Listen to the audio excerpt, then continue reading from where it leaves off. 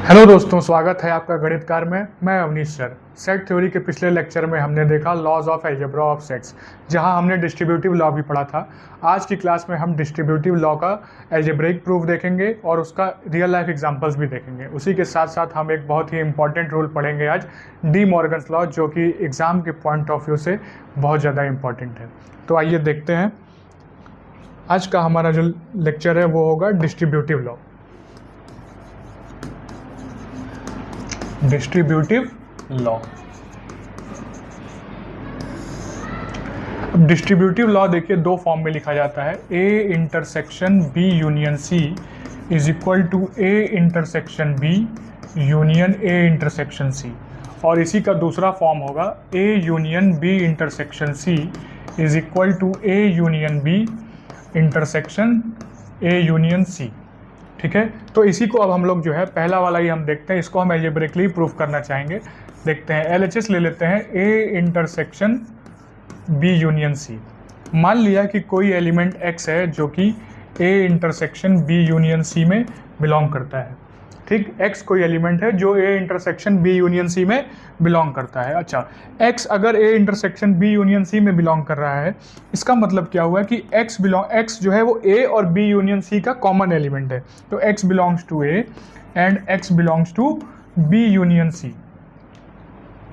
अच्छा, अब इसका क्या मतलब हुआ? It implies that X belongs to A. अब एक्स बी यूनियन सी में बिलोंग कर रहा है, इसका मतलब एक्स बी में भी रहा होगा और एक्स सी में भी रहा होगा। इसका मतलब x बिलोंग्स टू b और x बिलोंग्स टू c, तभी तो वो b यूनियन c में भी रहा होगा। ठीक है। अच्छा, अब देखिए यहाँ से हमारे दो बातें बनती हैं, दो केसेस बनते हैं। क्या? एक तो x बिलोंग्स टू b वाला और एक x बिलोंग्स टू c वाला। तो अगर हम देखना चाहें, हम पहले x बिलोंग्स टू b वाला केस ले लेते हैं, केस वन। केस वन हमारा क्या है? केस वन हमारा है x belongs to a and x belongs to b। x belongs to a and x belongs to b। तो x अगर a में x a में भी बिलोंग कर रहा है और x b में भी बिलोंग कर रहा है, it implies that x belongs to a intersection b। x a और a में भी है और x b में भी है, इसका मतलब x a और b का कॉमन एलिमेंट है। इसका मतलब x belongs to a intersection b। अब हम इसको समझते हैं। देखिए, अब इसी का केस टू हम ले लेते हैं। केस टू हमारा क्या है? x बिलोंग्स टू c और x बिलोंग्स टू a वाला। x belongs to a and x belongs to c। जरा देखिए, x a और c का कॉमन एलिमेंट है, इसका मतलब x a इंटरसेक्शन c में भी होगा। अब जरा देखिए, या तो होगा केस वन या तो होगा केस टू। ठीक, तो यानी कि x जो है वो या तो a और b का कॉमन एलिमेंट होगा या फिर x a और c का कॉमन एलिमेंट होगा। इसका मतलब from case one and case two हम क्या कह सकते हैं कि x जो है वो a intersection b union A intersection C का भी एलिमेंट होगा। अब देखिए, x एक ऐसा एलिमेंट था जो A intersection B union C में बिलोंग कर रहा था, तो A intersection B union A intersection C में भी बिलोंग कर रहा है। इसका मतलब क्या हुआ कि A intersection B union C is subset of A intersection B union A intersection C. भाई, x कोई भी एलिमेंट है जो कि A intersection B union C में बिलोंग करते हुए A intersection B union A intersection C में भी बिलोंग कर रहा है। यानी कि वो अगर एलएचएस में बिलोंग कर रहा है तो वो आरएचएस वाले एक्सप्रेशन में भी बिलोंग कर रहा है। ये तभी पॉसिबल है जब ये वाला दूसरे जो एलएचएस है वो आरएचएस का सबसेट होगा। ठीक है। अब इसी तरीके से हम राइट इंक्लूजन भी करके देखते हैं। ये हमने लेफ्ट वाला करके देख लिया और इसको हम नाम दे देते हैं वन। इसको हम नाम दे देते हैं वन। ठीक है। अच्छा, अब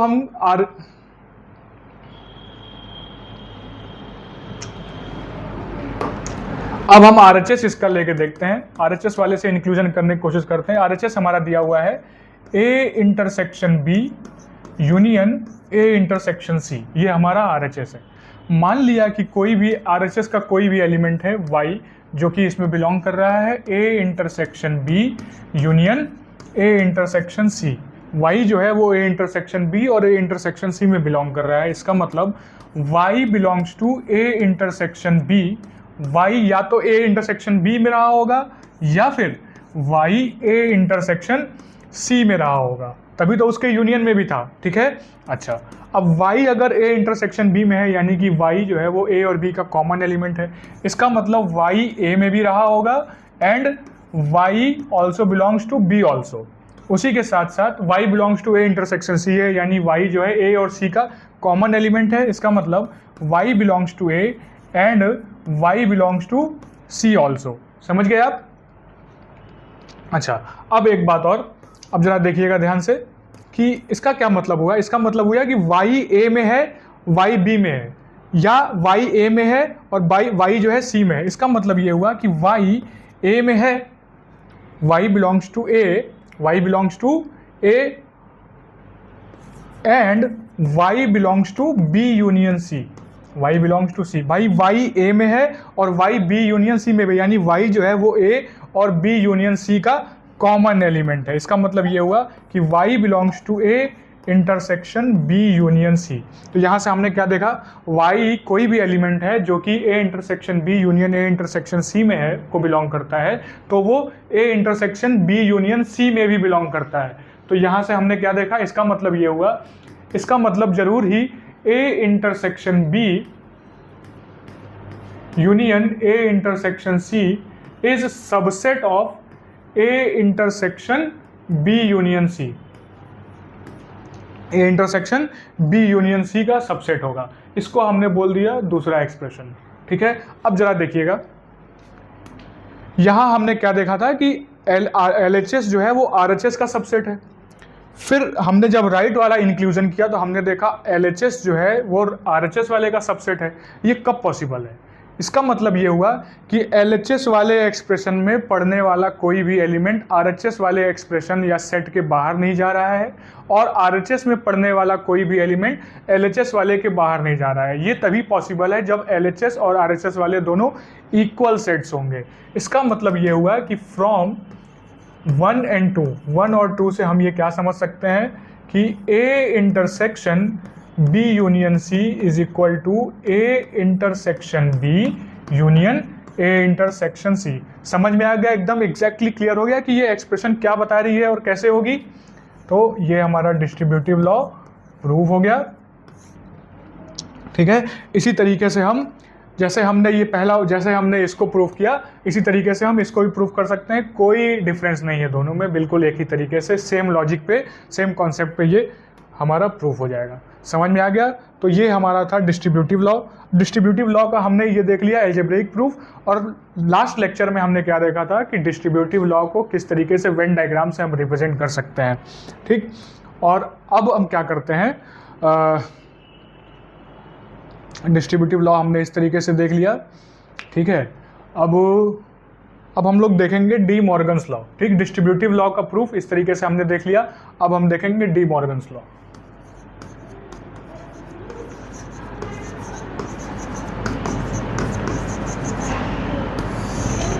डी मॉर्गन्स लॉ। ठीक, डी मॉर्गन्स लॉ हमें क्या बताता है, इसके भी दो फॉर्म होंगे। ए यूनियन बी का complement is equal to A complement intersection B complement, और ए इंटरसेक्शन बी का complement is equal to A complement union B complement, A complement union B complement. इसको भी हम लोग बिल्कुल इसी तरह अलजेब्रिकली प्रूव कर सकते हैं। देखते हैं। ठीक है, पहला अगर हम लें, पहले वाले का हम अगर LHS ले लेते हैं तो क्या गिवन है, ए यूनियन बी का कॉम्प्लीमेंट। मान लिया कि कोई एलिमेंट x है जो ए यूनियन बी के कॉम्प्लीमेंट में बिलोंग करता है। अच्छा, x अगर a यूनियन b के कॉम्प्लीमेंट में बिलोंग कर रहा है तो इसका मतलब x जो है वो a यूनियन b में बिलोंग नहीं करेगा। x जो है इसका, अरे x belongs to a union b के कॉम्प्लीमेंट का मतलब x जो है वो a यूनियन b के बाहर का कोई एलिमेंट है, तो इसका मतलब वो a यूनियन b का एलिमेंट नहीं है। इसका मतलब वो a यूनियन b में बिलोंग नहीं करेगा। अच्छा, अब x does not belong to a, x does not belong to, अब ये बताइए and x does not belong to b। यहाँ पे समझने वाली बात क्या है कि a यूनियन b था, लेकिन यहाँ पर हमने एंड लिखा, जबकि डिस्ट्रीब्यूटिव लॉ में हम अगर यहाँ यूनियन था तो हम और लिख रहे थे। पर वहाँ पर आप ध्यान रखिए, वहाँ पर बिलोंग्स टू वाली कंडीशन थी, यहाँ पर नॉट बिलोंग्स टू वाली कंडीशन है। तो x जो है वो a में भी नहीं रहा होगा और x b में भी नहीं रहा होगा, इसीलिए x a यूनियन b में भी नहीं था। समझ में आ गई बात? ये बात का यहाँ पर आपको ध्यान देना है। यही वो स्टेप है जो कि बाकी से अलग है। यहाँ पर नॉट बिलोंग्स टू वाला कंडीशन है और डिस्ट्रीब्यूटिव लॉ में हम बिलोंग्स टू वाली कंडीशन देख रहे थे। ठीक। अब x अगर a में बिलोंग नहीं कर रहा है तो x इसका मतलब a कॉम्प्लीमेंट में बिलोंग करेगा। अरे x अगर a का हिस्सा नहीं है तो x a से बाहर का हिस्सा है। उसी तरीके से x अगर b का हिस्सा नहीं है तो x b के बाहर का हिस्सा है, x b के बाहर का हिस्सा है। समझ गए आप?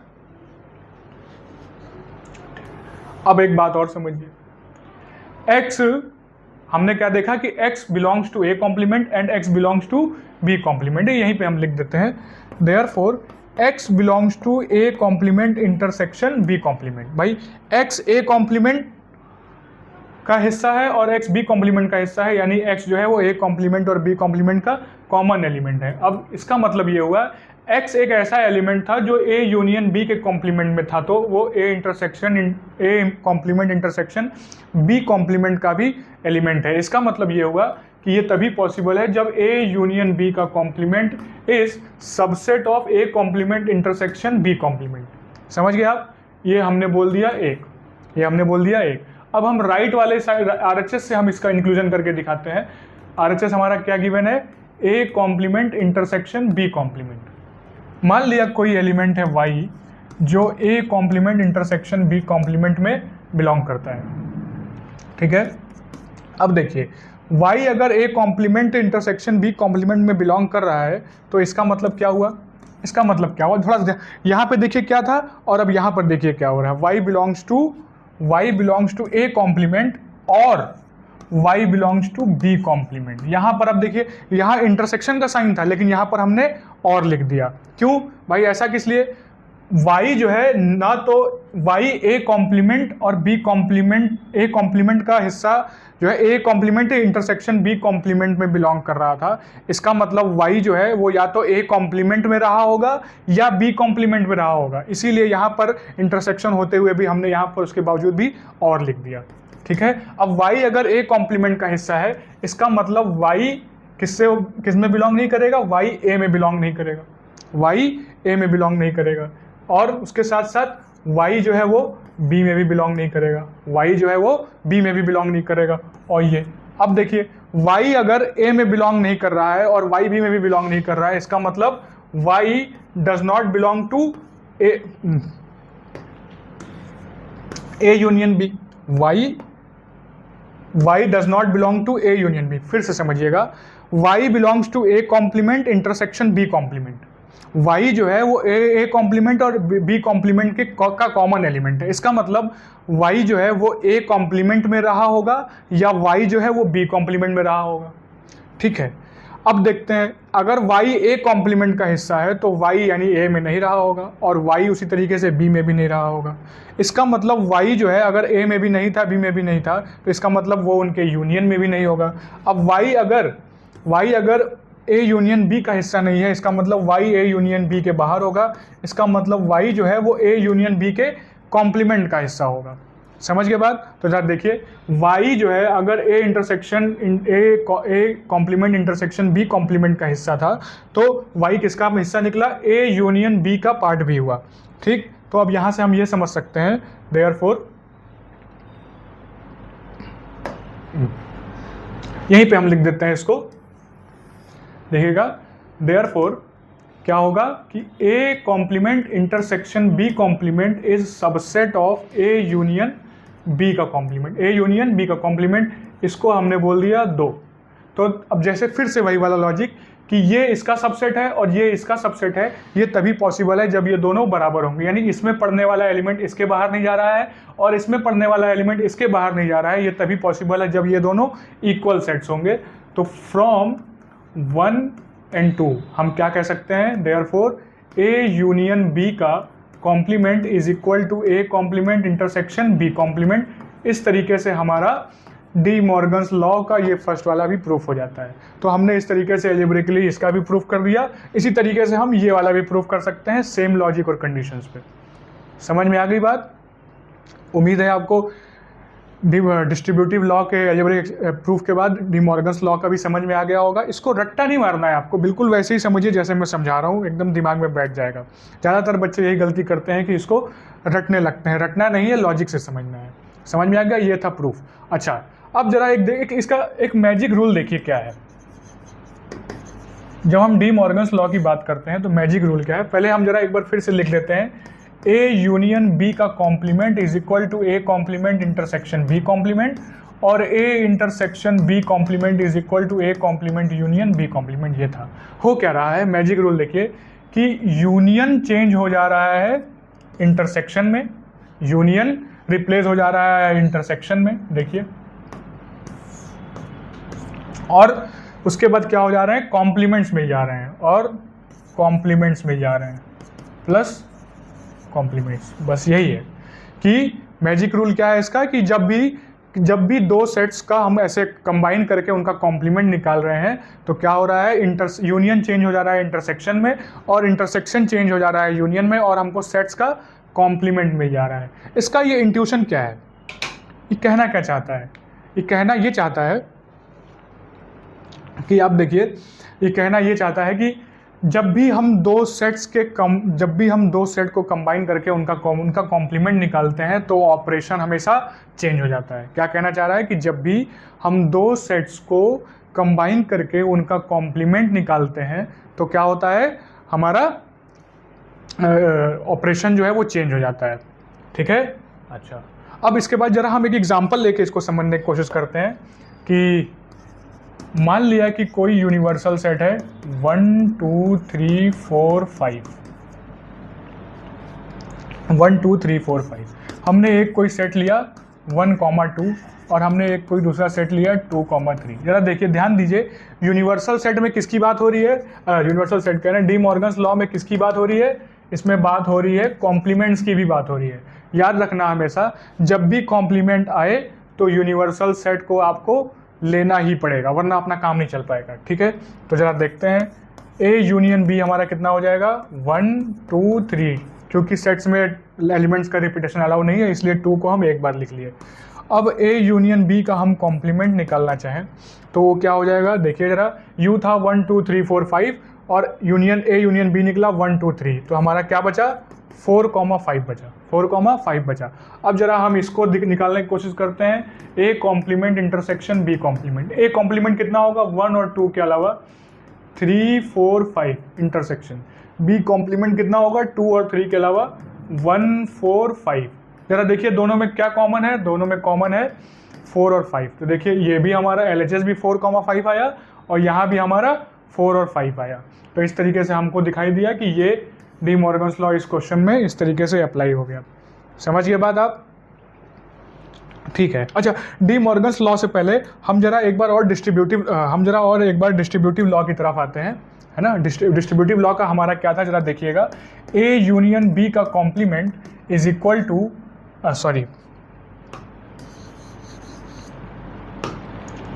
ए intersection B union C is equal to A intersection B union A intersection C, ऐसा था। ठीक है, इसको जरा हम एक रियल लाइफ एग्जांपल से समझने की कोशिश करते हैं। मान लिया कि ए जो है वो क्या है, मैथ्स स्टूडेंट्स, बी है क्रिकेट लवर और सी है फुटबॉल लवर्स, अब जरा देखिएगा, क्योंकि थोड़ी देर पहले ही हम लोग अभी पढ़े हैं, है ना, तो थोड़ा रुक के इसको समझना, इसको देखना, विजुलाइज करना और अच्छा रहता। देखिए जरा, बी यूनियन सी का क्या मतलब हुआ यहाँ पे, बी यूनियन सी का यहाँ पे क्या मतलब हुआ, बी यूनियन सी का यहाँ पे ये मतलब हुआ, क्रिकेट लवर्स और फुटबॉल लवर्स, वो लोग जिनको या तो क्रिकेट पसंद हो या फुटबॉल पसंद हो। ठीक है, अब अगर हम इसका ए के साथ इंटरसेक्शन ले, A intersection B union C, यानी कि वो maths students, those maths students who love cricket और फुटबॉल, ये एक्सप्रेशन क्या बता रही है, A intersection B union C इस हिसाब से क्या बता रही है, वो मैथ्स स्टूडेंट्स जिनको या तो क्रिकेट पसंद है या फुटबॉल पसंद है। क्लियर हो गया? अब जरा हम इसको देखते हैं, ए इंटरसेक्शन बी क्या बता रहा है, ए इंटरसेक्शन बी का मतलब वो मैथ्स स्टूडेंट जिनको क्रिकेट पसंद है, जिनको क्रिकेट पसंद है। और ए इंटरसेक्शन सी का क्या मतलब हुआ, वो मैथ्स स्टूडेंट्स जिनको फुटबॉल पसंद है, जिनको फुटबॉल पसंद है, फुटबॉल लवर्स। और दोनों का क्या है, यूनियन, यानी कि वो मैथ्स स्टूडेंट्स जिनको या तो क्रिकेट पसंद है या उनको फुटबॉल पसंद है। तो यही बात तो ये एक्सप्रेशन भी बोल रही थी, ये एक्सप्रेशन भी तो यही कह रही थी, वो मैथ्स स्टूडेंट जिनको या तो क्रिकेट पसंद है या फुटबॉल पसंद है। और ये भी क्या बता रहा है, वो मैथ्स स्टूडेंट जिसको या तो क्रिकेट पसंद है या फुटबॉल पसंद है। तो इस तरीके से हम डिस्ट्रीब्यूटिव लॉ का हमने एक रियल लाइफ यूज़ या एक रियल लाइफ एग्जाम्पल देख लिया, ठीक है। फिर हमने डी मॉर्गन्स लॉ को भी देख लिया, उसका एग्जाम्पल भी देख लिया। अब जरा सा हम लोग वापस आते हैं डी मॉर्गन लॉ पर। तो डी मॉर्गन लॉ हमारा क्या था, डी मॉर्गन लॉ हमारा क्या था, ए यूनियन बी का complement is equal to A complement intersection B complement, और ए इंटरसेक्शन बी का complement is equal to A complement union B complement. तो यहाँ से हम ये क्या देख पा रहे हैं, हम यहाँ से ये देख पा रहे हैं कि जब भी हमें दो सेट्स के कॉम्बिनेशन का हमको कॉम्प्लीमेंट निकालना होता है तो हमें ऑपरेशन हमारा चेंज हो जाता है। या फिर हमें दो सेट्स का जो कॉमन पार्ट है अगर उसका कॉम्प्लीमेंट निकालना होता है तो हमारा क्या होता है, जो कॉम्प्लीमेंट होता ऑपरेशन फिर से चेंज हो जाता है और इंटरसेक्शन चेंज होकर बन जाता है यूनियन, ठीक है। ये हमारा था इसका इंट्यूशन। अब इसको बहुत से बच्चे इसको रटने की कोशिश करते हैं, पर इसकी एक मेमोरी ट्रिक देख लीजिए, आप इसको याद कैसे रखेंगे। समझ में आ गया होगा, मुझे पूरा भरोसा है आप पे, है ना। और मेमोरी ट्रिक अगर देखी जाए तो हम क्या इसको सीधे सीधे एक लाइन में आप समझिए, क्या, कॉम्प्लीमेंट एंटर्स